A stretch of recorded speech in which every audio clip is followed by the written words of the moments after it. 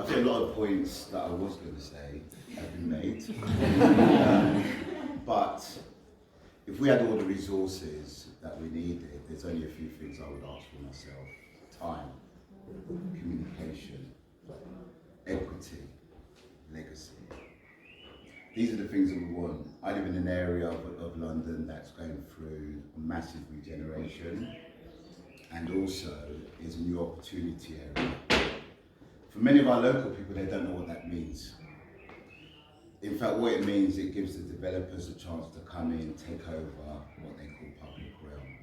To us, these are spaces that we're familiar with, that we use, we hide, we dodge, we play, we meet people. But yet, in the council's eyes, these are just spaces that need to be gotten rid of.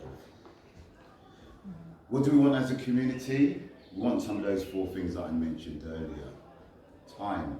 We want the same amount of time that the council and everybody else gives to the developers to buy land and to buy building. We want the same level of communication to talk to officers, to talk to developers, and to realise our dreams. We want the same equity so that we reach a point of legacy. So that when we look into the future and we look at many of those people who have grown up in our areas, we can say, look, we know where they've started from and we know where they're going. There's only one ambition that I want, and that's just to see some of our local people in our area be able to buy houses in areas that they grew up in. Whether it's expensive or whether it's affordable, it's not about the jargon, it's about the reality. And I think that's the reality that most people want. They don't want to sit on the waiting list. They don't want to go into private rental schemes that are out of their areas that put them out of pocket. They want to be able to grow, they want to be able to flourish in an area that they're familiar with. I'm sitting here in East Central London. I'm nervous. So can you imagine what a young person feels like when they have to come out of their area? Sometimes it can subdue their creativity. And for me, I see lots of young people in our area, and sometimes the only thing they want is space to unleash that creativity. That creativity buys them equity. That equity buys them a home.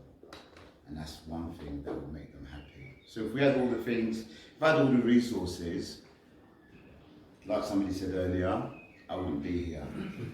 I wouldn't be shaving my head before I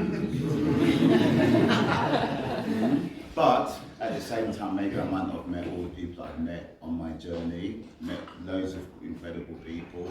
I've done lots of events. And maybe that is the benefit of maybe not having the resources, because it's allowed us to be creative, to unleash and to tell everybody who we are and what we do. And also I've been quite proud to kind of like work with lots of young people who are losing those spaces, who are getting louder and louder voices.